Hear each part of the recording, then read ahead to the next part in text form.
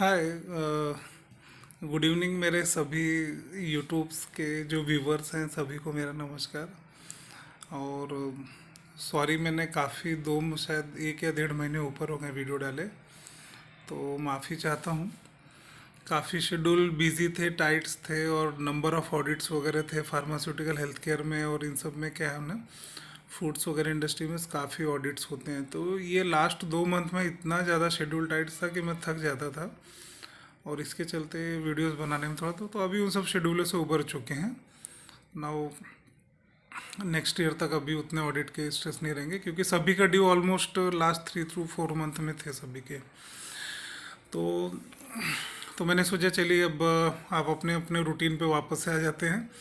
जो आप लोगों के साथ जितने भी डिप्लोमा होल्डर्स हैं, जो पढ़ाई में हैं, जो इंजीनियरिंग्स में हैं, जो कर चुके हैं या जो जॉब में हैं, तो अभी मैं और आप फिर से हम लोग अपने रूटीन उसमें दिनचर्या में आ जाते हैं, जो कि चल रहा था अपने लोगों का। ठीक है ना। तो एक्चुअल में आज का जो टॉपिक्स था, एक्चुअल में इधर कई दिनों से कुछ इंटरव्यूज़ वगैरह काफ़ी लिए मैंने, तो उसमें से कुछ ऐसी इंपॉर्टेंट चीज़ें हैं जो कई कैंडिडेटों में मैंने देखी और मुझे वो कमी फील हुई है, तो मैं सोचा उस ब्रीफ को आपको मैं शेयर कर दूं। तो इंटरव्यू ऐसा था कि मुझे इलेक्ट्रिकल इंजीनियरिंग, मैकेनिकल इंजीनियरिंग कई लोगों का इंटरव्यू लेना था, और कुछ इंस्ट्रूमेंटेशन इंजीनियरिंग के भी लोग थे। तो इन सभी का लेना था, आईटीआई वाले थे, डिप्लोमा वाले थे, सभी को थे। तो देखिए, जिनकी जैसी पढ़ाई है, जैसी एजुकेशन है ना, उसी हिसाब से उनसे इंटरव्यू में क्वेश्चन किया था। इसके लिए हम लोगों को उतना एक्सपर्टीज रखना पड़ता है, उतनी मेंटल एबिलिटी रखनी पड़ती है, और उसी हिसाब से ही I have to ask multiple question according to their education, according to their background, whether they are fresher, whether they are experience. ठीक है, based on the condition we are performing the interview. ठीक है, तो वो उस हिसाब से चलता है। आज में ये जो है इंटरव्यू ऑन मैकेनिकल इंजीनियरिंग, तो मैकेनिकल इंजीनियरिंग जो फ्रेशर्स होते हैं, जो एकदम फ्रेश होते हैं, मतलब just he has been passed out the exam and now he is time for the job, तो ऐसे लोगों के लिए मेरा एक खूब खास सजेशन है। और सिर्फ मैं मैकेनिकल इंजीनियर टेक्निकल इंटरव्यू के बारे में बात करूंगा, क्योंकि अदर जो इंटरव्यू होते हैं, जनरल डिस्कशन है, बेसिक्स है, बैकग्राउंड डिस्कशन है, रिज्यूम के हिसाब से, वो मैंने पहले भी अपने कई कुछ प्रीवियस वीडियोस में आप लोगों को समझाया हुआ है। ठीक है, तो आप लोग वो वीडियो देख करके वहाँ से उसको अंडरस्टैंड कर लीजिए। अब मैकेनिकल इंजीनियरिंग के जब कैंडिडेट बैठते हैं ना, तो सबसे पहले दिमाग में क्या आता है कि मैकेनिकल इंजीनियरिंग में मल्टीपल सब्जेक्ट्स हैं, तो ज़रूरी नहीं है कि वो सारे सब्जेक्ट आपको एक ही इंडस्ट्री में, इधर एक ही ऑर्गेनाइजेशन में, एक ही सेक्टर में काम आ जाए। वो इंजीनियरिंग के डिफरेंट डिफरेंट एप्लीकेशन के हिसाब से वो सारे करिकुलम, सारा एकेडमिक रिकॉर्ड तैयार होता है। ठीक है, तो लेकिन पढ़ाया सब कुछ जाता है, क्योंकि अलग अलग सेक्टर में, अलग अलग फील्ड में आदमी जॉब के लिए जाता है। ठीक है, तो उस हिसाब से रहता है। अभी जैसे हम लोग हेल्थ केयर सेक्टर में है, ये भी it's based on chemical, food food manufacturing, chemical, pharma, health care, इन सब में एक कॉमन स्ट्रक्चर होती है, और वो थर्मल बेस्ड होते हैं। तो थर्मल बेस्ड का क्राइटेरिया इन सब सेक्टरों में ज़्यादा स्ट्रांग हो जाता है। जब आप हैवी इंजीनियरिंग में जाते हैं, जहाँ हैवी इंजीनियरिंग होती है, जैसे मतलब कि फैब्रिकेशन है, वेल्डिंग है, डिज़ाइंस है, डेवलपमेंट है, रिसर्च है, उसमें वो सब में जब रहते हैं, तो वहाँ पे आपके कुछ डिफरेंट सब्जेक्ट, जैसे डिज़ाइन आ जाएगा, स्ट्रेंथ ऑफ मटेरियल आ जाएगा, ये सब, और आपके थियोरी ऑफ मशीन्स वगैरह के, ये सब जो उनसे रिलेटेड जो आपके फंडामेंटल्स है, वो फिर वहाँ अप्लीकेबल हो जाते हैं। ठीक है ना। तो मैं जो आज बात करूँगा वो इन सेक्टरों के बारे में, जिन सेक्टरों से मैं रूबरू हूँ और जिसमें मैं काम कर रहा हूँ, तो उसके बारे में मैं आपको बता दूँ, क्योंकि इन सेक्टरों में जो लोग जाएंगे उनको काफ़ी हेल्पफुल होगा। तो जब बात आती है मैकेनिकल इंजीनियरिंग के टेक्निकल की, तो सबसे पहली चीज़ क्या होती है कि इंटरव्यूअर आपसे, ऑलमोस्ट सभी इंटरव्यूअर एक ही चीज़ पूछते हैं कि भाई आपने अपने बीई में कौन सा सब्जेक्ट ऐसा था जो आपको काफ़ी इंटरेस्टिंग लगा, जिसके बारे में आपको अच्छा फंडामेंटल्स क्लियर है, और आपको कुछ क्वेश्चन आंसर किया जाएगा तो आप उसको एक्सप्लेन कर सकेंगे। ठीक है, तो इस तरह के पहले डिस्कशन हो जाती है। तो मैंने इधर कई मंथ्स में, पहले मेरा इंटरव्यू लेने का तरीका बहुत अलग था, अब मैंने पैटर्न चेंज किया। अब मैं कैंडिडेट से पहले भी पूछता हूँ कि भाई आपका सबसे फेवरेट सब्जेक्ट, जो आपको सबसे अच्छा जानते हो, वो आप मुझे बताइए, मैं उससे रिलेटेड क्वेश्चन आपको करूँगा। तब होता यूँ है कि जैसे अभी किसी ने कहा मुझे थर्मल, थर्मल मैंने मतलब बोलते हैं कि हाँ थर्मल पे मैंने अच्छा पढ़ाई किया, अच्छे मार्क्स मिले और मुझे समझ में आता था। तो थर्मल पे एक ही चीज़ सबसे पहले पूछता हूँ कि थर्मोडायनेमिक्स लॉ क्या है, फर्स्ट सेकंड लॉ थर्ड, तीनों लॉज का पूछूंगा जरूर मैं। फर्स्ट और सेकंड लॉ का जरूर पूछना है, ठीक है। उसके बाद फिर हम लोग मतलब बेसिक फंडामेंटल पे जाते हैं। तो पहले कैंडिडेट को जज करना है, तो पहले एक दो क्वेश्चन पे हम कैंडिडेट को जज कर लेते हैं कि हाँ ये लड़का मतलब इसके कॉन्सेप्ट और फंडामेंटल अच्छे हैं। तो हम क्या करते हैं, थोड़ा सा उसका जो क्वेश्चन रहता है हम थोड़ा सा उसका लेवल चेंज कर देते हैं, तब हम कॉन्सेप्चुअल क्वेश्चन पे जाते हैं। तब हम जैसे नॉन क्वेश्चन नहीं करेंगे, और जैसे जो लड़के थोड़ा सा हमको लग गए कि नहीं ये थोड़ा सा मीडियम नॉलेज इसको है, ज़्यादा डीपली इसने नहीं पढ़ाई की है, तो हम क्या करते हैं थर्मल में, अच्छा बॉयलर क्या होता है, ठीक है चलो बॉयलर का बताओ, बॉयलर में कौन कौन सी एसेसरीज होती है, बॉयलर का यूज़ कैसे होता है, बॉयलर की अच्छा इफ़िशियंसी निकालनी हो तो कौन कौन से पैरामीटर कंसिडर करते हैं। ये एक चैप्टर हो गया। फिर हम कूलिंग टावर पे जाते हैं, कूलिंग टावर का क्या फंक्शन है, कूलिंग टावर में क्या क्या एसेसरीज होती है, कूलिंग टावर का एप्लीकेशन क्या है, कूलिंग टावर क्यों यूज़ किया जाता है। तो ये सब पे चले जाते हैं थर्मल में। उसके बाद और अगर थोड़ा सा पावर प्लांट के हिस्से पे जाएंगे तो चलो स्टीम टरबाइन क्या होती है, कैसे काम करता है, स्टीम टरबाइन और आपका हाइड्रोलिक टरबाइन में डिफरेंस क्या होती है, पावर जनरेशन कैसे होता है। तो ये सब बेस बेस क्वेश्चन जाते हैं मीडियम स्टूडेंट के लिए। लेकिन जिसका जजमेंट अगर मुझे हो गया है कि नहीं लड़का अच्छा है, इसका कॉन्सेप्ट अच्छा है और इसको बेस इसका अच्छे से पढ़ाई की है, तो हम लोग क्या करते हैं उसके क्वेश्चन चेंज हो जाते हैं।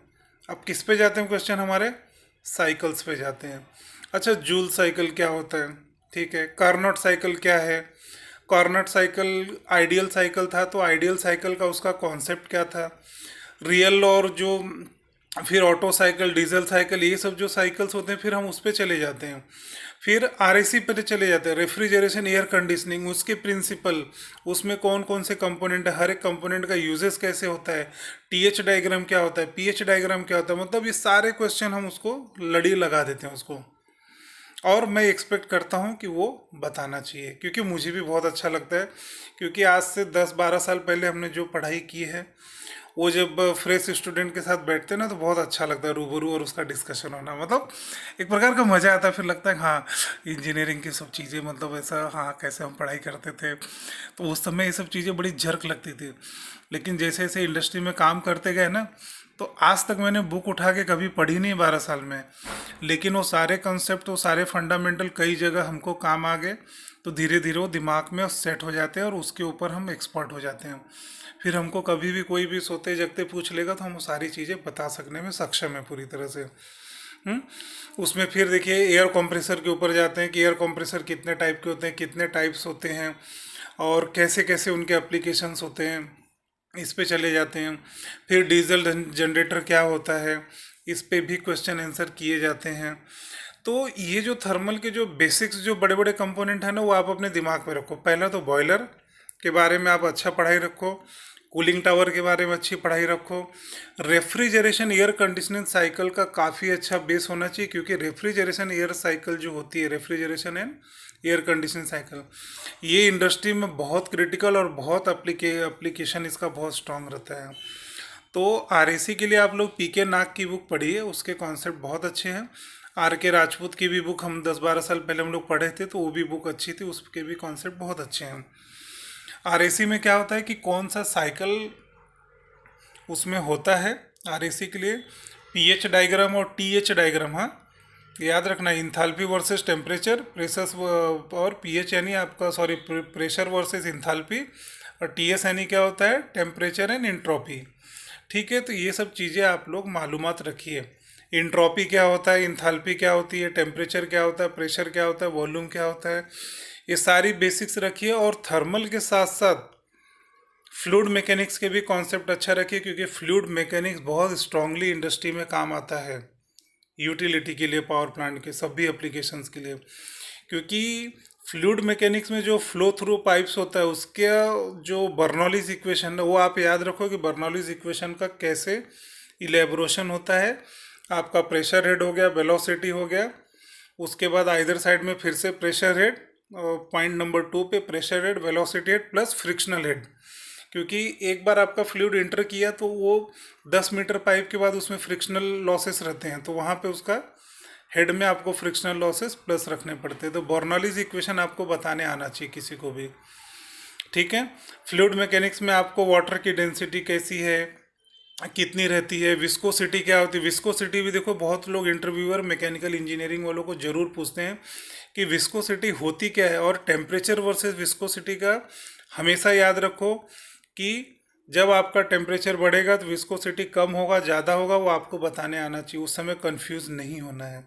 तो ये भी चीज़ आप एकदम नोट करके रखो कि टेम्परेचर एंड विस्कोसिटी का फ्लूइड्स पे क्या फ़र्क पड़ता है, कैसे वो काम करता है, कितने टाइप्स के फ्लूइड होते हैं, विस्कोसिटी के यूनिट्स क्या होते हैं। ये सभी चीज़ें आपको एज ए मैकेनिकल इंजीनियर, अगर आप thermal power plant, health care sector, chemical sector में जा रहे हो, तो ये सभी चीज़ें आपके दिमाग में अच्छे तरीके से होनी चाहिए, ठीक है। फ्लूइड मैकेनिक्स में इतना बेसिक इनफ हो जाता है, वहाँ पे बायोन्सी वगैरह के लिए कोई कुछ नहीं पूछेगा क्योंकि उसका एप्लीकेशन नहीं होता है, ठीक है। तो फ्लूइड कितने टाइप के होते हैं, फ्लूइड्स का ग्राफ क्या होता है, उसके बाद आपका फ्लो थ्रू पाइप्स का जैसे frictional head, pressure head, velocity head, Bernoulli's के इक्वेशन, ये सब तैयार रखिए क्योंकि ये डिस्कशन में आता ही आता है, ठीक है।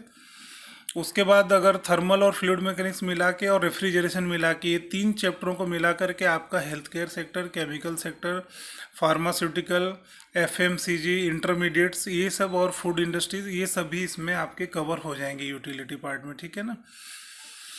अब अगर जैसे कोई हैवी इंजीनियरिंग में जाना चाह रहे हैं, जहाँ पे इंजीनियरिंग का बड़ा बड़ा वर्क होता है, जैसे हैवी इक्विपमेंट बन रहे हैं, या बॉयलर का मैन्युफैक्चरिंग है, हीट एक्सचेंजर की मैन्युफैक्चरिंग होती है, या मतलब रेलवे की इंजीनियरिंग होती है, तो ये सब जो हैवी इंजीनियरिंग्स होती हैं, या इक्विपमेंट बनाए जाते हैं, बड़े बड़े इक्विपमेंट बनाने का उनका काम होता है, तो वहाँ पे आपका design, strength of material, theory of machine से सारे आपको काम आएंगे, ठीक है।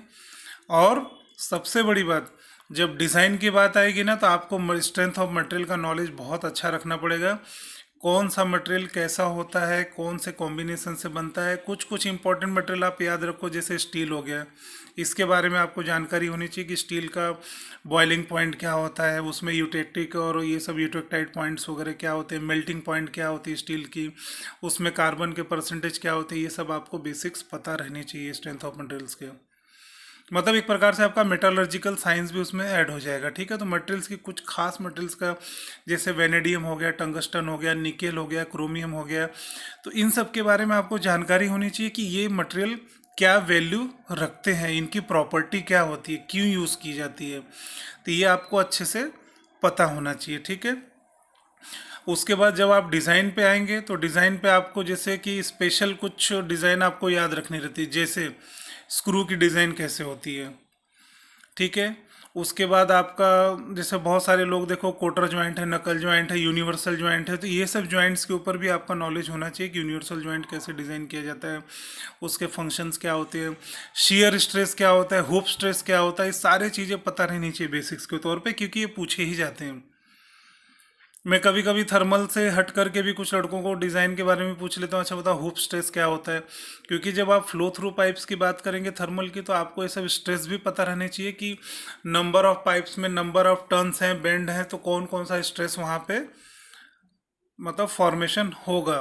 तो आपको स्ट्रेस कॉन्सेंट्रेशन थियरी पता होनी चाहिए कि कौन से पाइप में कितने लॉसेस होंगे, कितने बेंड से आपका स्ट्रेस कितना फॉर्मेशन होगा, तो वो सब आपको पता रहनी चाहिए, ठीक है। तो डिज़ाइन में मोस्टली लोग क्या करते हैं, शियर स्ट्रेस, क्रसिंग स्ट्रेस, फिर आपका होप स्ट्रेस क्या होता है, लॉन्गिट्यूडिनल स्ट्रेस क्या होते हैं, तो ये सब आपको पता रहना चाहिए, ठीक है।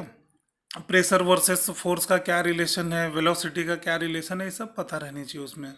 और थोड़े बहुत आपका थियोरी ऑफ मशीन्स का, जैसा थियोरी ऑफ मशीन की एप्लीकेशन इतनी नहीं आएगी, क्योंकि थियोरी ऑफ मशीन्स में क्या है, आप लोग डिज़ाइन पार्ट में जब जाते हो मशीन डिज़ाइन, तो वो ज़्यादा इंपॉर्टेंस रखता है। तो मशीन डिज़ाइन पे तो क्वेश्चन तभी आपको कोई पूछेगा जब आप डिज़ाइन रिलेटेड फील्ड में जाएंगे, तो वहाँ पे आपको ज़्यादा उसका क्वेश्चन आंसर होगा। लेकिन मेरा ज़्यादा से ज़्यादा फोकस थर्मल पे रहता है, क्यों, क्योंकि नॉर्मली जो इंडस्ट्रीज़ हैं उसमें जो यूटिलिटीज़ होती है ना, वो सारे थर्मल प्रिंसिपल पे चलते हैं। और सबसे बड़ी बात, जब एनर्जी कंजर्वेशन की बात आती है, तो कोई भी इंडस्ट्री वाटर, फ्यूल पे ज़्यादा और पावर पे कंजर्वेशन, क्योंकि ये तीनों ही आपके सबसे हैवी कंजप्शन होते हैं प्लांटों में।